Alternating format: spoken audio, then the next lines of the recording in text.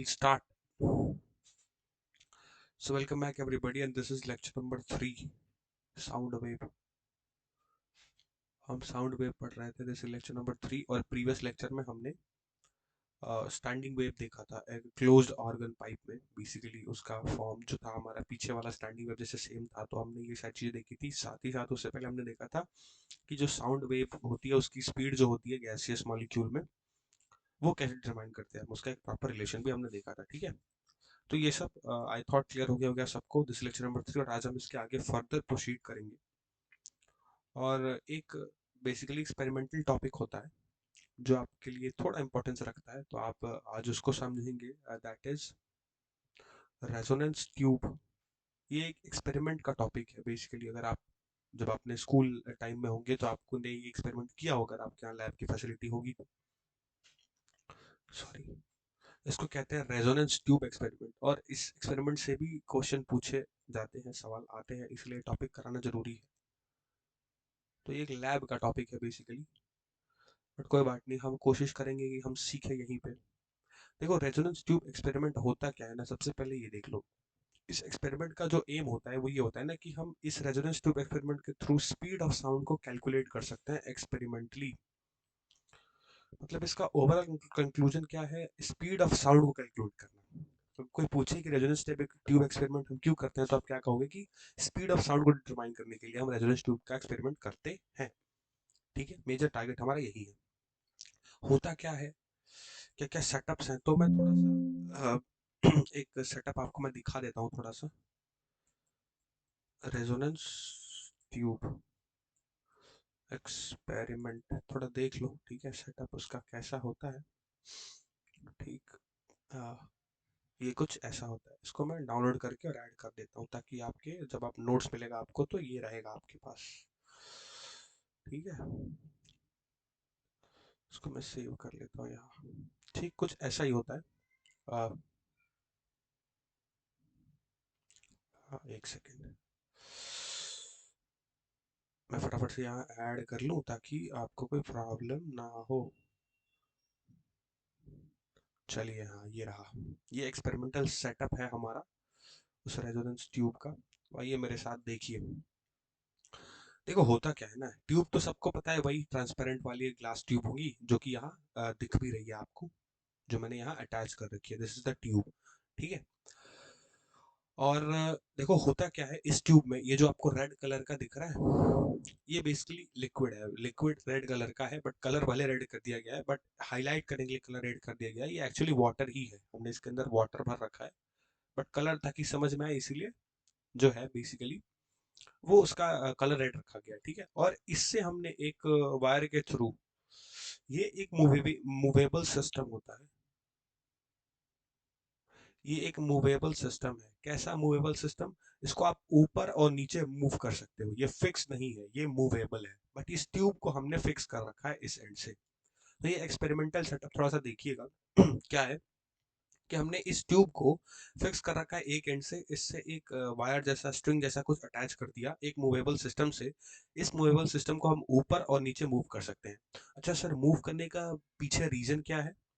Move करने के पीछे रीजन क्या है सर? तो मूव करने का पीछे सिंपल यही रीजन है ना, जब आप इसको ऊपर या नीचे मूव करोगे ना, तो इसके अंदर जो ये वाटर का लेवल आप देख रहे हो, अभी लेवल यहाँ तक है, ये वाला लेवल है। इस लेवल को आप चेंज कर सकते हो कैसे, जब आप इसको ऊपर और नीचे मूव करते हो तो। ठीक है, तो ऊपर और नीचे जो मूवमेंट होती है उसके वजह से इस वाटर का लेवल चेंज किया जा सकता है, इसीलिए हम यहाँ एक मूवेबल सिस्टम को अटैच करते हैं। ठीक है, अब सोचो इसमें होगा क्या, क्योंकि रेजोनेंस ट्यूब नाम है, मतलब जाहिर सी बात है सर इसमें रेजोनेंस की कंडीशन अचीव होगी इस ट्यूब के अंदर। अब देखो हुआ क्या, ऊपर दिख रहा है आपको, ये मैंने कल के लेक्चर में इसके बारे में बात की थी। ये आपका है क्या, याद है कल हमने ट्यूनिंग फॉर्क इसको कहते हैं। क्या कहते हैं इसको?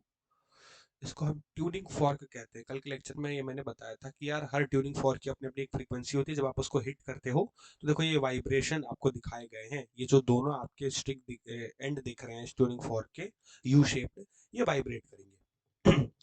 अब सोचो होगा क्या, इस एक्सपेरिमेंट में हम क्या करेंगे कि पहले तो रेजोनेंस की कंडीशन को फाइंड करेंगे। ठीक है, कैसे सर? तो इस ट्यूनिंग फोर्क को मैंने कहीं से हिट करके टेबल पे लेके आया और यहाँ मैंने इस ट्यूब के ऊपर ऐसे रख दिया। तो सोचो ये वाइब्रेट होगा। अब वाइब्रेट होने के बाद देखो ये यहाँ से यहाँ तक तो पानी भरा हुआ है, बट यहाँ से यहाँ तक क्या है, इसको कहते हैं हम एयर कॉलम। क्या कहते हैं? Air column. देखो लिखा भी है एयर कॉलम, मतलब इतना हिस्सा खाली है सर, बाकी ये वाला हिस्सा जो है उसमें पानी भरा हुआ है। तो आधे हिस्से में पानी है सर, आधा हिस्सा खाली है, तो जो खाली हिस्सा उसको हम एयर कॉलम कहते हैं। तो जैसे ही हम क्या करेंगे कि ऊपर, जैसे ही हम ऊपर लाए रखेंगे उस ट्यूनिंग फोर्क को, वाइब्रेट करता हुआ ट्यूनिंग फोर्क को इसके ऊपर रखेंगे, तो जाहिर सी बात है क्या होगा, इसके अंदर सर एयर कॉलम है, तो इसके अंदर जो एयर के मॉलिक्यूल होंगे उनकी फ्रीक्वेंसी और जो आपका ट्यूनिंग फोर्क है, जब उनकी फ्रीक्वेंसी सेम हो जाएगी तो हमको एक लाउड साउंड सुनाई देगा, है ना। और जब ही लाउड साउंड सुनाई देगा, कल क्लेक्शन में यह बात आपको बता चुका था, तो हम क्या कहेंगे सर, रेजोनेंस की कंडीशन जो है वो अचीव हो गई। तो पहले तो हम चेक करेंगे कि किस पॉइंट पे रेजोनेंस हो रहा है, ठीक है। तो हुआ क्या हुआ यही कि हमने फिर उस ट्यूनिंग फोर्क को ऊपर लाके रखा, और जैसे ही हमने ट्यूनिंग फोर्क को ऊपर लाके रखा, कुछ देर बाद हमको बहुत लाउड साउंड सुनाई दिया, और उस लाउड साउंड के थ्रू हम समझ गए कि रेजोनेंस हो गया है। तो इसलिए इसको कहते हैं रेजोनेंस ट्यूब एक्सपेरिमेंट। तो ये टोटल एक्सपेरिमेंट था जो आपको मैं समझाना चाहता था। सेटअप आपने देख लिया, सर एक ट्यूब है जिसमें आधा वाटर भरा है, आधा एयर कॉलम है, उस ट्यूब को हमने एक स्ट्रिंग से अटैच कर दिया, बगल में एक मूवेबल सिस्टम भी लगा रखा है, उस मूवेबल सिस्टम को ऊपर नीचे करेंगे तो एयर कॉलम जो है वो ऊपर नीचे चेंज होगा। अब सर चेंज करने की जरूरत क्या है, सोच के देखो क्यों जरूरत है। अच्छा मान लो ये ट्यूब, दो ट्यूब मैं इधर अलग से बनाता हूँ, एक ट्यूब हमारी ये थी और एक ट्यूब हमारी ये है। अब सोच के देखो,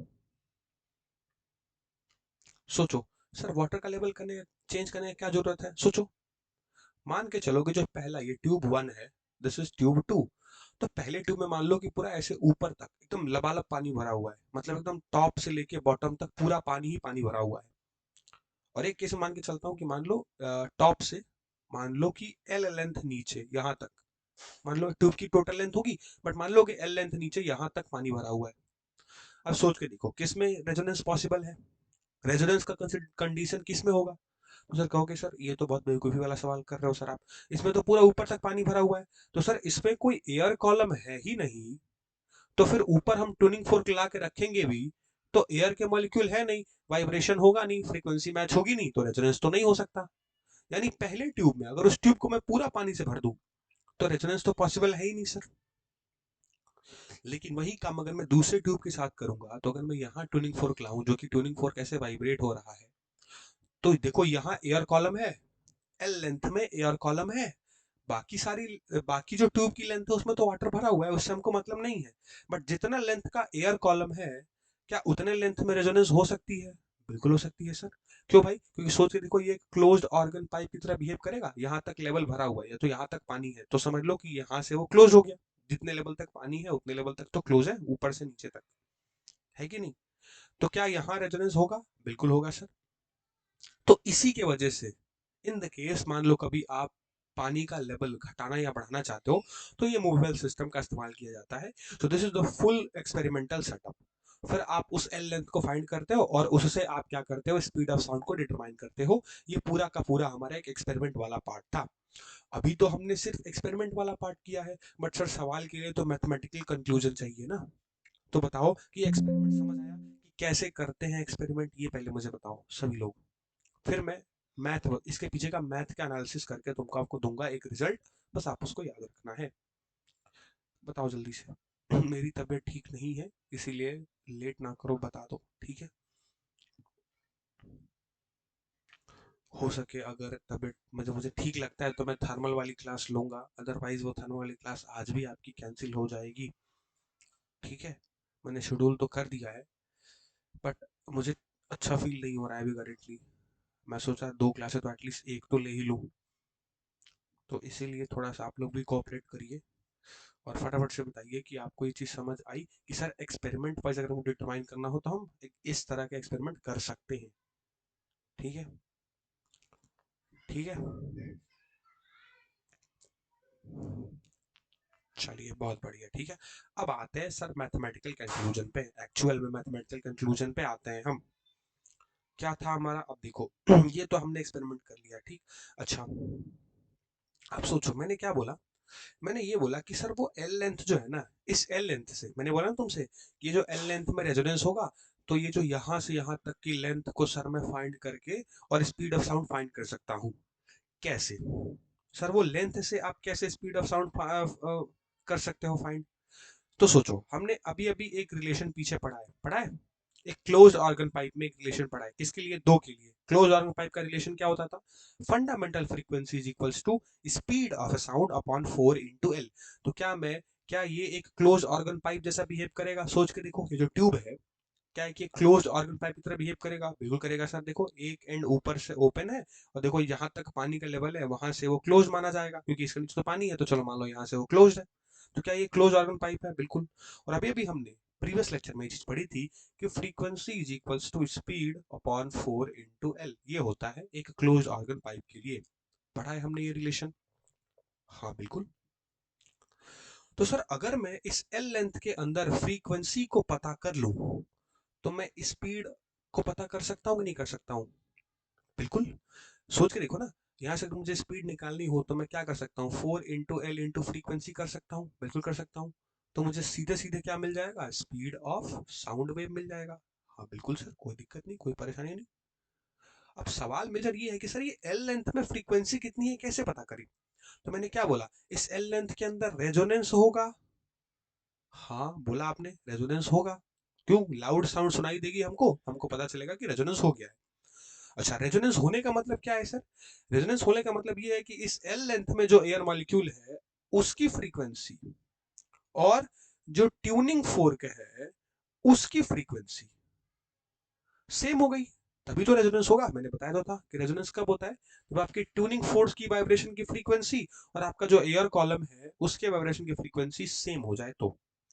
और मैंने एक और बात बताई थी कि ये जो जो भी आप ट्यूनिंग फोर्क लेके आओगे बच्चा, उसकी फ्रीक्वेंसी आपको पहले से ही नोन होगी। बिल्कुल। मतलब जो फ्रीक्वेंसी से ट्यूनिंग फोर्क वाइब्रेट कर रहा है, क्या वही सिमिलर फ्रीक्वेंसी एयर मॉलिक्यूल की भी होगी? बिल्कुल। तो मान लो हमने जो ट्यूनिंग फोर्क लाया, उस पर 256 हर्ट्ज लिखा है, मतलब एयर मॉलिक्यूल भी कितने से वाइब्रेट कर रहा है? 256। तो हमको फ्रीक्वेंसी पता चल गई कि यहाँ फ्रीक्वेंसी की वैल्यू हम 256 रख सकते हैं। लेंथ, जितने लेंथ में वो एयर कॉलम है वो आपको गिवन होगा, आप 4 इंटू एल इंटू एफ कर दीजिए, स्पीड ऑफ साउंड आपको मिल जाएगी। बोलो क्लियर है? बोले ऐसा कर सकते हैं? बिल्कुल कर सकते हैं भैया, यही तो तरीका है। बोलो क्लियर? क्या ये चीज समझ आई कि हाँ सर ऐसे हम फाइंड कर सकते हैं? बोलो, समझ बनी सबको? सोचो, सोच के देखो, समझ आया कि यस सर, इस तरीके से हम फाइंड कर सकते हैं? बोलो बताओ सब लोग, क्या ये क्लैरिटी बनी सबको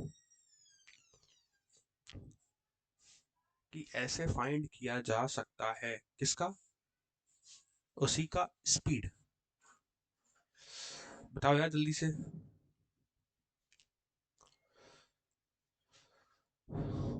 ठीक है, पर देखो हुआ क्या। हुआ ये, एक प्रॉब्लम हो गई सर। क्या प्रॉब्लम हो गई? चलो फ्रीक्वेंसी तो सर हम मैच कर लेंगे, अभी ये रिजल्ट डायरेक्ट याद मत रखना, अभी ये खत्म नहीं हुआ है टॉपिक, ठीक है? मेरा थोड़ा ठीक नहीं लग रहा अंदर से, तो मैं ये टॉपिक खत्म करा के आज ये वाली टॉपिक और क्लास को आज थोड़ी पहले एंड कर दूंगा, ठीक है? तो थोड़ा आप लोग भी कोऑपरेट करना मेरे साथ, ठीक? नेक्स्ट लेक्चर जब थोड़ा मैं अच्छा फील करूंगा, ठीक हो जाऊंगा, तो और अच्छे से ढंग से पढ़ेंगे, बट अभी ये टॉपिक तो हम कंप्लीट करेंगे। अब सोचो हमारे पास स्पीड कितनी आ गई सर? स्पीड आ गई 4 इंटू एल इंटू एफ, ठीक है? बट प्रॉब्लम पता है क्या है कि ये रिलेशन जो आया ना, ये थोड़ा सा एंड, ये जो रिलेशन आया ये थोड़ा सा इनकरेक्ट रिलेशन आया। जहाँ से फ्रीक्वेंसी कितनी आई थी सर, ये भी आप कर सकते हो, 4 into V up 4 into L, ठीक है? देखो पता है प्रॉब्लम क्या हुई? प्रॉब्लम ये हुई ना कि जब हमने एक्सपेरिमेंट एक्सपेरिमेंट किया अपने से, ये एक तो मैथमेटिकल रिजल्ट हमने निकाला और एक एक्सपेरिमेंटल रिजल्ट हमने निकाला, तो पता चला कि इस फॉर्मूले को यूज करके जो हम रिजल्ट निकाले speed of wave, speed of sound wave, वो अलग ही आ रहा है सर, उसमें कुछ एरर है सर। अब हम उस एरर को ढूंढने निकल चले, तो अभी ये फाइनल फार्मूला नहीं है, ठीक है? याद रखिएगा मेरे साथ, अभी ये फाइनल फाइनल फार्मूला नहीं है, ठीक है, ये तो मैंने तुमको बताया कि ऐसे हम फाइंड कर सकते हैं, ठीक है। बट प्रॉब्लम कहाँ, कृपा कहाँ अटकी आके, देखो हुआ क्या, थोड़ा इमेजिन करो, ये हमारा ट्यूब था, है ना। इस ट्यूब में सोचो यहाँ तक पानी भरा था, ठीक है, और इसके ऊपर ऐसे ट्यूनिंग फोर्क हम लेके आए तो रेजोनेंस हुआ था बिल्कुल। अच्छा सोच के देखो, जब रेजोनेंस हुआ है मतलब सर इस ट्यूब के अंदर एक स्टैंडिंग वेव बनी होगी। हाँ बिल्कुल बनी होगी सर। तो मैंने क्या बोला कि मान लो एल लेंथ पे हुआ ये रेजोनेंस, तो इसके अंदर अगर मैं स्टैंडिंग वेव बनाऊंगा तो मैं ऐसे ड्रॉ कर सकता हूँ, एक क्लोज्ड ऑर्गन पाइप में कैसे स्टैंडिंग वेव बनती है, ऐसे ही बनती है, बिल्कुल बनती है ना, बिल्कुल ऐसा वाला केस देखो। एक क्लोज ऑर्गन पाइप में सोचो, यहाँ से यहाँ तक की लेंथ कितनी हुआ करती थी, एल लेंथ हुआ करती थी। देखो इस क्लोज ऑर्गन पाइप में ऐसे बना है स्टैंडिंग वेव। तो जब रेजोनेंस होगा, जब वाइब्रेशन होगा, तो सर एक स्टैंडिंग वेव जनरेट होगी इसके अंदर, इस ट्यूब के अंदर, एल लेंथ वाले जितने एयर कॉलम है उतने एयर कॉलम में। हाँ बिल्कुल होगी सर। अच्छा, अब मान लो कि ये स्टैंडिंग वेव बनी है, ठीक है, एल लेंथ वाले कॉलम में। तो हुआ क्या पता है, हम सोच के ये चल रहे थे कि यहाँ से यहाँ तक का जो लेंथ है, इस लेंथ में स्टैंडिंग वेव बनी होगी। बट एक्चुअल में पता है क्या हुआ, एक्चुअल में हुआ क्या कि मान लो मैं यहाँ एक सेकंड केस ड्रॉ कर देता हूँ। एक्चुअल में पता है क्या हुआ, एक्चुअल में हुआ ये कि वाटर का लेवल तो चलो ठीक है इसमें था, सेकंड केस में ड्रॉ कर रहा हूँ, ये जो लेंथ थी, है ना। अच्छा ये वाला पॉइंट क्या होता है सर स्टैंडिंग वेव का, सर इसको कहते हैं नोड, और ये बाहर वाला पॉइंट क्या होगा sir, anti node. But actual में हुआ क्या ना कि जो हमारी स्टैंडिंग वेव बनी, ठीक है, तो उसका नोड तो चलो यहाँ है, बट इसकी जो स्टैंडिंग वेव थी ना, ये थोड़ा सा ऊपर बढ़ गया ऐसे।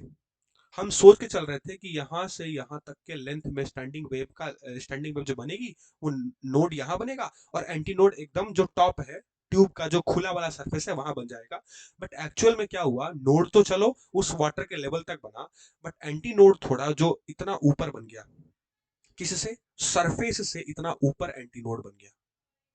अब सोचो, लेंथ किसके किसके बीच होती थी सर, नोड और एंटी नोड के बीच। तो सर यहां से यहां तक की लेंथ तो एल है अभी भी, जो कि जो आपका पाइप है बेसिकली उसके टॉप सरफेस से वाटर तक के लेवल की जो लेंथ थी वो तो अभी भी एल है।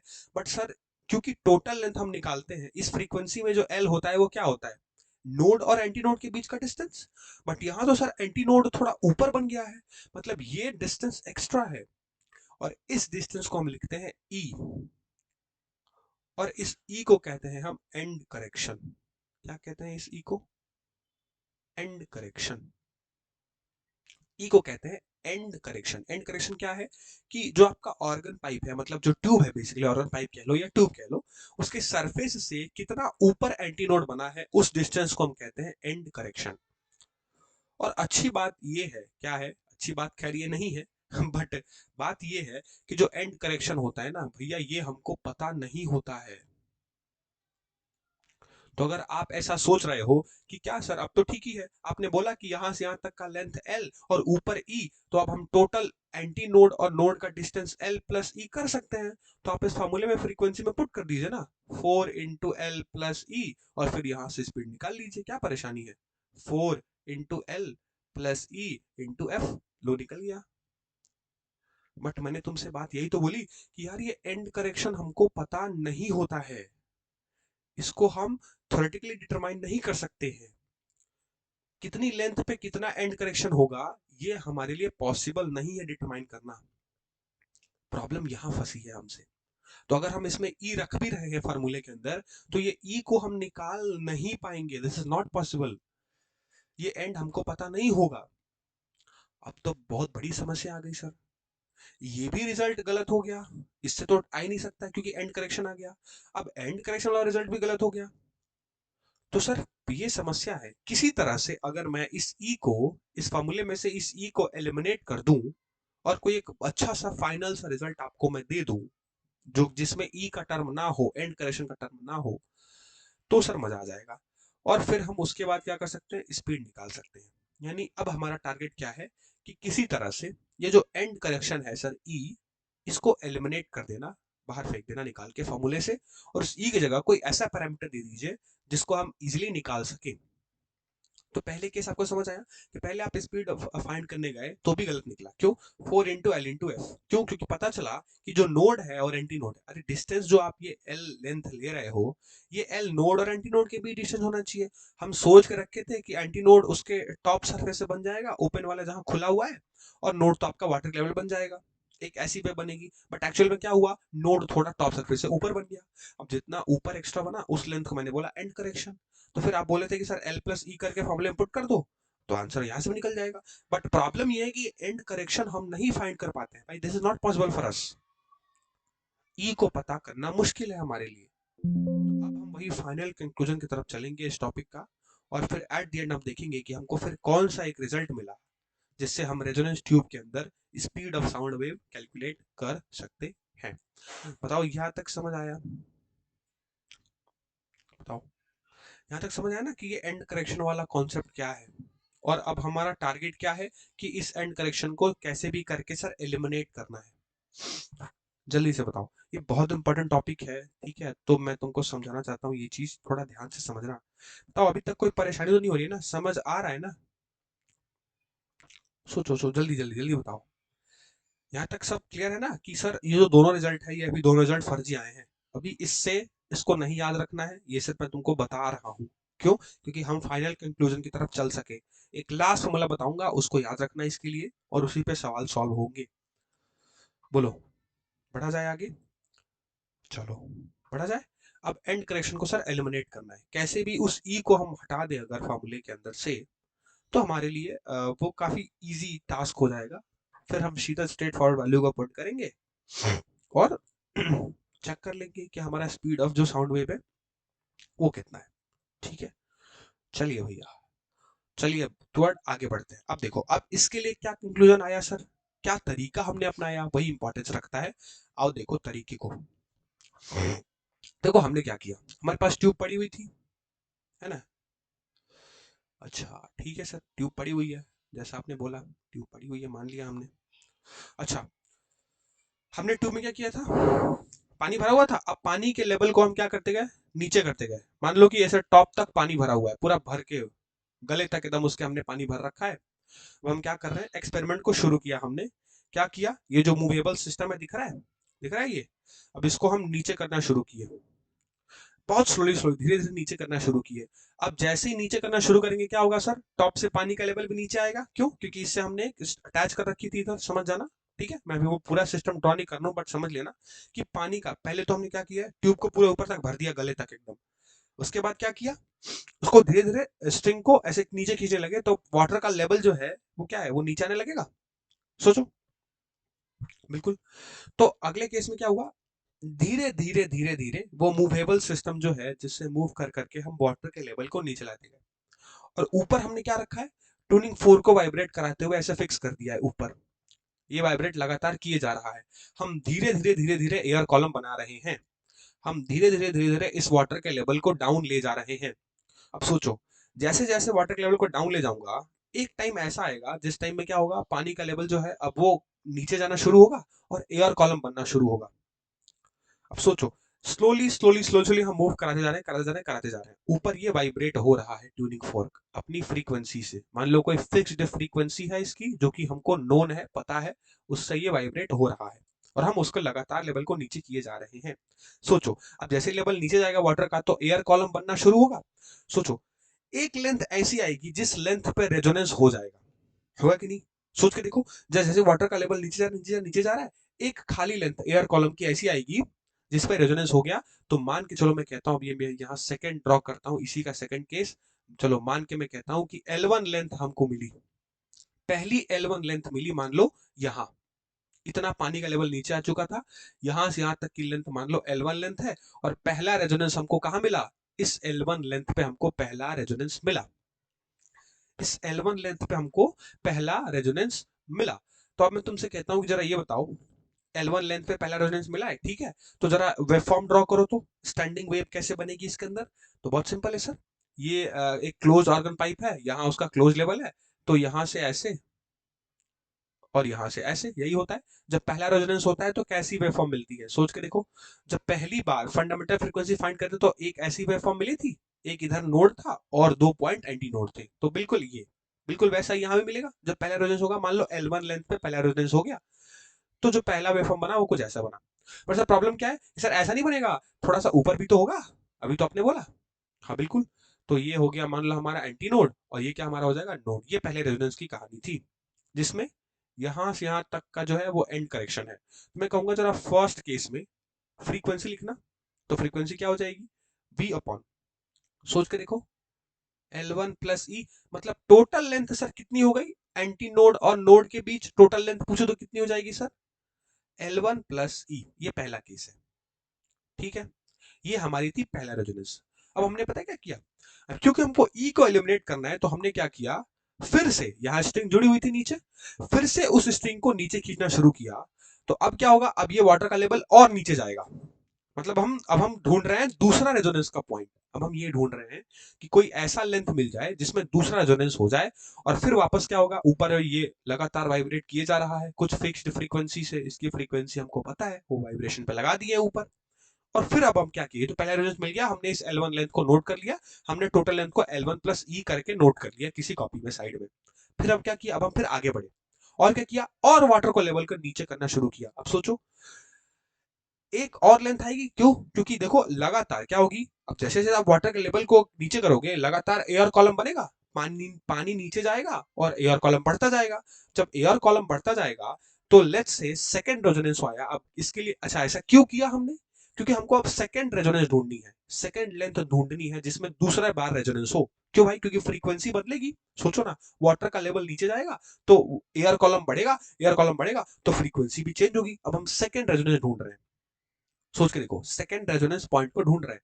तो थोड़ी देर बाद मान लिया कि हमको सेकंड रेजोनेंस पॉइंट, मतलब एक और लाउड साउंड सुनाई दी, दूसरी बार हमको लाउड साउंड सुनाई दी, हम समझ गए कि रेजोनेंस हो गया। और इस बार मान को चलो मैं कहता हूं कि सेकंड रेजोनेंस पॉइंट, पानी का लेवल यहां आ चुका था एकदम एंड पे। तो यहां से यहां तक की जो लेंथ थी, मान लो ये L2 लेंथ थी ट्यूब की, इस पे हमको सेकंड रेजोनेंस मिला। इस पे हमको, इस वाली लेंथ पे, L2 लेंथ पे हमको लाउड साउंड सुनाई दिया। अब मैं तुमसे कहता हूं ठीक है भैया, अगर ऐसा हो गया तो जरा बताओ कि L2 लेंथ के लिए जरा तुम वेवफॉर्म ड्रॉ करो, स्टैंडिंग वेव कैसी बनेगी L2 लेंथ के लिए। अभी भी ऊपर ट्यूनिंग फॉर्क है, तो ये समझिएगा, ठीक है, वाइब्रेशन लगातार चालू है तभी तो मिलेगा ना, ठीक। अब मैं तुमसे कह रहा हूँ बताओ इसके लिए वेवफॉर्म कैसे बनेगा। तो सोच के देखो, जब फंडामेंटल फ्रीक्वेंसी हम पहली हार्मोनिक के लिए निकाल रहे थे तो वेवफॉर्म ऐसी बनी थी, दूसरी में क्या होता था सर, एक लूप भी बन जाता है। देखो ये सेकंड वाला था, समझे, पीछे एक लूप भी बन जाएगा, मतलब दो नोड बनेंगे सर और एक एंटी नोड बनेगा। हुआ था ऐसा ही जब हम फ्रीक्वेंसी क्या किए थे, चेंज किए थे। सोचो, इसमें भी फ्रीक्वेंसी हम बढ़ा रहे थे, अब इधर भी हम क्या कर रहे हैं, वाटर के लेवल को कम कर रहे हैं, तो फ्रीक्वेंसी बढ़ेगी। तो जब सेकंड रेजोनेंस होगा L2 लेंथ पे, तो सर इसके लिए अगर मैं ड्रॉ करूं एक स्टैंडिंग वेव, तो वो कैसी बनेगी सर, सर एक तो ऐसी बनेगी, एक लूप बनेगा, ये नोड, ये नोड, और इससे ऊपर एक डाइवर्ज होता हुआ एंटी नोड बनेगा। सोचो बनेगा, ऐसा ही होगा। सेकंड फ्रीक्वेंसी के लिए क्या होता है, सोचो सेकंड हार्मोनिक जब हम निकाल रहे थे, सोचो सोचो सोचो, सेकंड हार्मोनिक के लिए ऐसी बनी थी भाई, क्लोज ऑर्गन पाइप है ना, तो क्लोज ऑर्गन पाइप का ही तो देखेंगे स्टैंडिंग वेव, जो हमने कल पढ़ रखा है ऑलरेडी। तो इसके लिए जो सेकंड के लिए जो वेव फॉर्म बना स्टैंडिंग वेव का, वो मैं ऐसे ड्रॉ कर सकता हूँ। अब सोचो इस केस में सर एक लूप भी है और एक वेव फॉर्म भी है, ऐसे ऊपर से दिख रहा है सबको, ठीक है। बट सर होगा क्या, वही मैंने बताया था कि एंटी नोड थोड़ा ऊपर बनता है, बताया था अभी, एकदम टॉप पे तो बनेगा नहीं। तो सर ये L2, और इसके लिए एंड करेक्शन यहां से यहां ई हो जाएगा। तो सर नोड कितने बने, सर नोड बने दो, एक नोड ये, एक नोड ये, और एक यहां बना एंटी नोड। अब मैं तुमसे पूछूं क्या, जरा इस केस में ये एंटी नोड है, इसलिए मैंने ए लिख दिया इसको, ठीक है, ए से समझ जाना, लिखा नहीं जा रहा, ये एंटी नोड है, ठीक है, दिस इज ए। अब मैं तुमसे कहूं कि जरा इसके लिए टोटल लेंथ लिख के दिखाओ, नोड और एंटी नोड के बीच डिस्टेंस कितना है। तो नोड और एंटी नोड का डिस्टेंस क्या हो जाएगा, यहां से नोड यहां तक का डिस्टेंस, सोच के देखो, मुझे सीधा लिख देता हूँ, नोड और एंटी नोड का डिस्टेंस क्या है सर, यहां से यहां तक का डिस्टेंस, टोटल ये है L। तो इस बार L कितना है, इस बार L है सर L2 प्लस ई। यानी पहले केस में जब पहला रेजोनेंस मिला वो L1 लेंथ पे मिला, तो हमको टोटल लेंथ कितनी मिली, L1 प्लस ई। अच्छा, दूसरे केस में टोटल लेंथ कितनी बनी सर, दूसरा रेजोनेंस मिला L2 पे, और इस बार दो नोड थे, एक एंटी नोड था, पहले वाले में एक नोड था एक एंटी नोड था। तो सर कितना मिला, L2 प्लस ई। अच्छा, अब मैं तुमसे कहता हूं जरा ये बताओ, पहली जो लेंथ है और दूसरी जो लेंथ है, जरा इन दोनों के लेंथ को सब्ट्रैक्ट करो एक दूसरे से। क्या बोला कि पहली लेंथ मिली जो कि L1 प्लस ई थी, दूसरी लेंथ मिली L2 प्लस ई थी। अब जरा इन दोनों लेंथ को सब्ट्रैक्ट करो एक दूसरे से। अब सोचो मेरे साथ, क्या सर क्या हम इस लेंथ को निकाल सकते हैं? क्या हम इस L लेंथ को निकाल सकते हैं? मैं बोला बिल्कुल निकाल सकते हो। आप बोलोगे कैसे निकाल सकते हो सर, बताओ। सोचो, यहाँ एंटी नोड है, यहाँ नोड है। ये बताओ एंटी नोड और नोड के बीच डिस्टेंस कितना होता था क्लोज ऑर्गन पाइप के लिए? तो सर जरा पीछे चलिए, तो पढ़ा है हमने, स्टैंडिंग वेव का कॉन्सेप्ट पढ़ा है। सर एक एंटी नोड और एक नोड के बीच का डिस्टेंस तो लेमडा बाई 4 होता है कि नहीं होता है? बिल्कुल होता है सर। तो मैं कह सकता हूं कि यहां से यहां तक की पूरी लेंथ लेमडा बाई 4 है। तो क्या मैं इस इक्वेशन में L की जगह पुट कर दूं? Lambda by 4 is equals to L1 plus E. अरे लिख सकते हैं सर, बिल्कुल, दिस इज इक्वेशन नंबर 1। अच्छा, तो मैं तुमसे पूछूं जरा ये भी टोटल लेंथ बताओ, सेकंड केस में टोटल लेंथ कितनी होगी? तो आप कहोगे सर इसमें एक एंटी नोड, इसमें दो नोड बन रहे हैं, एक एंटी नोड बन रहा है, तो सर दो नोड का डिस्टेंस हमने पढ़ रखा है स्टैंडिंग वेव में, होता है लेमडा बाई 2, और एक नोड और एक एंटी नोड के बीच का डिस्टेंस होता है लेमडा बाई 4। ओह यस, ये तो पढ़ा है सर, ये तो पढ़ा है सर। मतलब इस केस में मैं इसको क्या लिख सकता हूं? Lambda by 4 plus lambda by 2 is equals to L2 plus E. ओहो, दिस इज क्वेश्चन नंबर 2। अब मैं कहता हूं सब्ट्रैक्ट करो, सब्ट्रैक्ट इक्वेशन 2 एंड इक्वेशन 1 एक दूसरे से। तो सोचो क्या होगा, सोच के देखो। अगर को सब्ट्रैक्ट करोगे क्वेश्चन 2 में से क्वेश्चन 1 को, तो क्या होगा सर? जो लेफ्ट हैंड साइड है वो लेफ्ट हैंड साइड से सब्ट्रैक्ट होगा, और जो राइट हैंड साइड है वो राइट हैंड साइड से सब्ट्रैक्ट होगा। ऐसे तो करते हैं इक्वेशन का सब्ट्रैक्शन। बिल्कुल सर, कोई परेशानी नहीं। तो मैं क्या कर सकता हूं sir? Lambda by 4 minus lambda by 4 plus lambda by 2, and this will be L2 plus E minus L1 plus E। अब सोचो ये माइनस इंटू माइनस, ये भी क्या हो जाएगा, अंदर माइनस हो जाएगा, इसको माइनस कर दो। देखो प्लस ई से माइनस ई कट गया, लेमडा बाई 4 से लेमडा बाई 4 कट गया, मतलब L2 minus L1 is equals to lambda by 2। ओ समझ गए सर, समझ गए सर, कोई परेशानी नहीं। तो क्या मैं यहां से लेमडा निकाल सकता हूं? 2 इंटू L2 माइनस L1। अब सोचो क्या इसमें कहीं भी तुमको E का टर्म दिख रहा है? नहीं दिख रहा है सर। देखो हमने E को एलिमिनेट कर दिया, E को सर गायब कर दिया, टाटा बाय बाय। E का हो गया रेस्ट इन पीस।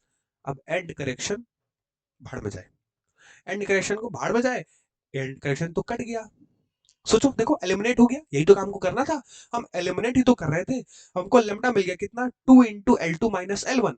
अब अगर लेमडा मिल गया तो सोचो क्या कोई रिलेशन है सर जिससे हम लेमडा और स्पीड ऑफ वेव और फ्रीक्वेंसी रिलेट कर सकते हैं? मैं बोला बिल्कुल है यार, frequency is equals to speed of wave upon lambda. पढ़ा है रिलेशन, इसी से तो हम फाइंड करते आ रहे थे अभी तक।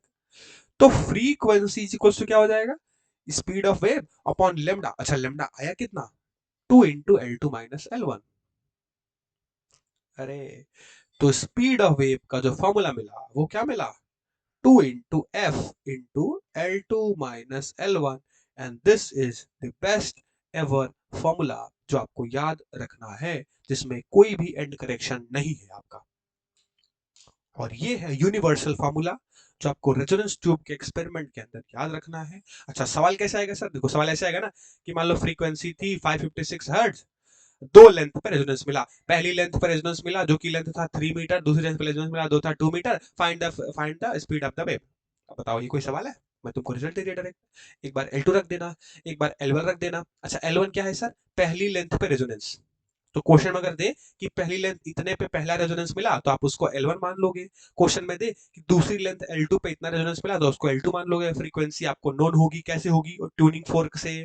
अरे सोचो ना भाई, ट्यूनिंग फोर्क और एयर मॉलिक्यूल फ्रीक्वेंसी सेम होगी, तभी तो वहां फ्रीक्वेंसी आप नोट कर सकते हो। 2 तो कांस्टेंट है, V निकल गया आपका, जहां V क्या है भैया, स्पीड ऑफ वेव।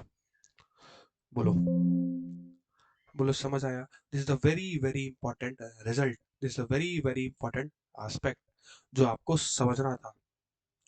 बोलो समझ आया सबको कि सर कैसे हमने एंड करेक्शन को एलिमिनेट किया। बस हमको एक्सपेरिमेंट को 2 बार करना पड़ा। एक बार हमने L1 लेंथ के लिए रेजोनेंस चेक किया, एक बार हमने L2 लेंथ के लिए रेजोनेंस चेक किया।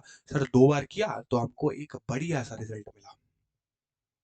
Clear everybody? जल्दी से बताओ। ज्यादा बोलने का मन नहीं कर रहा है, इसलिए फटाफट से अपना पहले रिस्पॉन्स दे दो कि हाँ सर समझ तो आ गया सर। हमने ई को कैसे एलिमिनेट किया। ठीक है, अब देखो जिसको ये दिक्कत है कि सर आप ये node anti node lambda by 4 lambda by 2 कैसे लिख रहे हो, तो वो भाई जाके एक बार मेरा लेक्चर देख ले। प्रीवियस मैंने पढ़ा रखा है स्टैंडिंग वेव में ए टू जेड, प्रीवियस क्लास में चीजें बताई थी। पर मुझे नहीं लगता है यार। क्या बात है, सबको क्लैरिटी बन गई एकदम बढ़िया वाली। जो आपको याद रखना है वो कौन सा फॉर्मूला है सर? ये वाला है, लास्ट वाला सर। कौन सा लास्ट वाला सर? जो है v into two F into L two minus L one. इसको कहते हैं रेजोनेंस ट्यूब एक्सपेरिमेंट। इसको क्या कहते हैं? This is the final conclusion of resonance tube experiment. Clear everybody? एक बढ़िया वाली अंडरस्टैंडिंग बन गई होगी आपकी। ठीक है, ये टॉपिक मैं कल करा देता बट कल समय नहीं था। ये टॉपिक जल्दी जल्दी कराने वाला नहीं है, इसीलिए मैंने इसको थोड़ा सा समय लिया और थोड़ा सा समय देके आपको पहले रेजोनेंस कल समझा दिया, आज उसका रिजल्ट। अच्छा एक लिख लो इसमें एक चीज क्या है, इसमें जो एफ होगी ये भी नोट कर लो, सारे टर्म जरा लिख लो यहाँ। जो एफ होगी वो नॉन फ्रीक्वेंसी होगी। किसकी होगी सर? जो ट्यूनिंग फोर्क की होगी ना, वही similar frequency.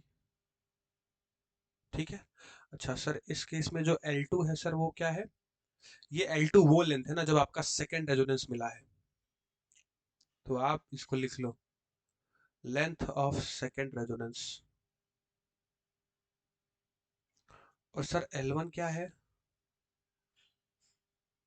Length of first resonance. ठीक है, क्लियर? तो ऐसे ही सवाल आपसे पूछे जाते हैं कि पहला रेजोनेंस इतने लेंथ में मिला, दूसरा इतने लेंथ में मिला, अगर ट्यूनिंग फोर्क की फ्रीक्वेंसी इतनी थी और हम फिर इसको वाइब्रेट कराए जा रहे थे, तो आपको जो मिला स्पीड ऑफ वेव वो बताइए कितनी होगी। बस आपको कुछ नहीं करना है, अब तो मैंने स्ट्रेट फॉरवर्ड वो सारी सिंप्लीफाइड टर्म आपको दे दिया, जिससे आप उन वैल्यूज को कैलकुलेट कर सकते हैं डायरेक्टली इस पे पुट ऑफ करके। ठीक है, देखो ये इंपॉर्टेंस इसलिए रखता है एक्सपेरिमेंटल टॉपिक, बट देखो मैंने पूरी कोशिश की कि मैं तुमको वो एक्सपेरिमेंट भी समझाऊं। तो पहले तो हम एक्सपेरिमेंट का कंक्लूजन क्या था यही है, एक बार फटाफट से रिवाइज मार लेते हैं फिर सेशन को एंड करेंगे। ज्यादा बोलने का मन कर नहीं रहा, थोड़ी मेरी तबीयत खराब है। ठीक है, तो इसलिए आज मैं 15-20 मिनट पहले ही क्लास को एंड कर रहा हूँ, बट कोई बात नहीं, पढ़ना था हमने, टॉपिक नहीं छोड़ा हमने, आज की क्लास भी हुई हमारी। ठीक है, तो आप थोड़ा सा कॉपरेट करिएगा मेरे साथ। फटाफट से मैं समराइज कर देता हूँ। देखो हमने इस एक्सपेरिमेंटल सेटअप के थ्रू सबसे पहले अच्छा ये जो एक्सपेरिमेंटल सेटअप है इसका मेन एम क्या था सर? स्पीड ऑफ साउंड को डिटरमाइन करना। दो कितना बढ़िया मेथड है ना ये, सोच के देखो ना। एक्सपेरिमेंट के थ्रू हम स्पीड ऑफ साउंड को डिटरमाइन कर रहे हैं, फ्रीक्वेंसी रेजोनेंस के कॉन्सेप्ट के थ्रू हम स्पीड ऑफ साउंड को डिटरमाइन कर रहे हैं, तो ये कितना बढ़िया सा कॉन्सेप्ट है ना। तो हमने क्या किया, पहले स्पीड ऑफ साउंड निकालने के लिए हमने कुछ एक्सपेरिमेंटल सेटअप बताइए आपको, tube as well as water air column. ठीक है, फिर हमने एक मूवेबल सिस्टम लगाया, उसके थ्रू हम क्या कर सकते हैं, लेवल को वेरी करा सकते हैं। अच्छा लेवल को वेरी क्यों कराना है? कि सर वो लेंथ पता करनी है ना, जितनी लेंथ पे पहला रेजोनेंस होगा जितनी लेंथ पे दूसरा रेजोनेंस होगा, वो सारी चीजें। ठीक है, सिंपल रिलेशन हमारे पास ये था, तो हम सोच रहे थे कि हम इससे फाइंड कर सकते हैं, बट मैंने आपको बताया कि ये जो है ये this is not the complete conclusion. क्यों भैया? ये जो एल होती है इसमें, जो एल है कैपिटल एल आप देख रहे हो इस फॉर्मूले में, वो एल लेंथ होती है नोड और एंटी नोड के बीच। बट एक्चुअल में तो नोड और एंटी नोड जो है, नोड तो चलो फिक्स है कि वो बना आपके क्लोज वाले एंड पे, बट एंटी नोड आपका जो सरफेस ओपन था उस ट्यूब के ओपन सरफेस से थोड़ा ऊपर बन गया। अब टोटल लेंथ में आ गई गड़बड़ी, हम तो इतनी सी लेंथ मान के चल रहे थे बट था एक्चुअल में थोड़ा सा ऊपर तक का लेंथ, तो हमने उसको एंड करेक्शन बोला। तो फिर आपने सोचा कि सर एल प्लस ई करके भी तो निकाल सकते हैं टोटल लेंथ को। तो फिर मैंने बोला कि यार and correction is not possible, हम डिटरमाइन नहीं कर सकते हैं, हमारे लिए पॉसिबल नहीं है कि एंड करेक्शन को हम निकाल सके। तो समस्या फंसी हमारे पास, कृपा हमारी आके अटकी यहीं पे। और फिर हमने उस कृपा को दूर किया कैसे भाई? हमने क्या किया, बस सर उसी एक्सपेरिमेंट को 2 बार कर दिया, 2 लेंथ निकाल लिए, दोनों के लेंथ का बीच का डिस्टेंस हमको पता चल गया। एक बार फर्स्ट केस में क्या बना भैया, सर एक नोड बना एक एंटी नोड बना, उसके बीच का लेंथ हमने L1 बोला, तो टोटल लेंथ हो गया L1 प्लस ई। अच्छा सर दूसरे केस में क्या बना, दूसरे केस में सर बना, हमने उसको 2 बार किया, L2 लेंथ में मिला, तो इस केस में हमको 2 नोड मिले, एक एंटी नोड मिला, तो फिर हमने दूसरे लेंथ को बोल दिया सर L2 प्लस ई। अब कुछ नहीं, हमने उसके डिस्टेंस को डिटरमाइन किया, हमने स्टार्टिंग में पढ़ रखा है कि एक एंटी नोड और नोड के बीच का डिस्टेंस लैम्डा बाई 4 होता है, और फिर उसके बाद हमने इधर भी टोटल कैलकुलेट वैसे ही किया, एक में लैम्डा बाई 4 एक में लैम्डा बाई 2, हमने दोनों को सब्ट्रैक्ट कर दिया। जब हमने दोनों को सब्ट्रैक्ट कर दिया तो सोच के देखो, जो right hand side and correction है वो दोनों एलिमिनेट हो जाएंगे, और बचेगा क्या हमारा L2 minus L1 to lambda by 2। Lambda हमने निकाला और उसका एक जबरदस्त रिलेशन हमको पता है, फ्रीक्वेंसी स्पीड ऑफ साउंड और लैम्डा के बीच। हमने कुछ नहीं किया, हमने फिर वही स्पीड ऑफ साउंड के अंदर लैम्डा की वैल्यू पुट की 2L2 माइनस L1, और फिर हमको फ्रीक्वेंसी मिल गई कितनी के बराबर, 2f into L2 minus L1, जहाँ L1 क्या है, L2 क्या है आपको पता है, फ्रीक्वेंसी आपको पता है, v क्या है, स्पीड ऑफ वेव है, स्पीड ऑफ साउंड वेव है। ठीक, तो बस ये था हमारा फाइनल सा कंक्लूजन आज का। ठीक है, तो आज मैं पहली क्लास को थोड़ा एंड कर रहा हूँ।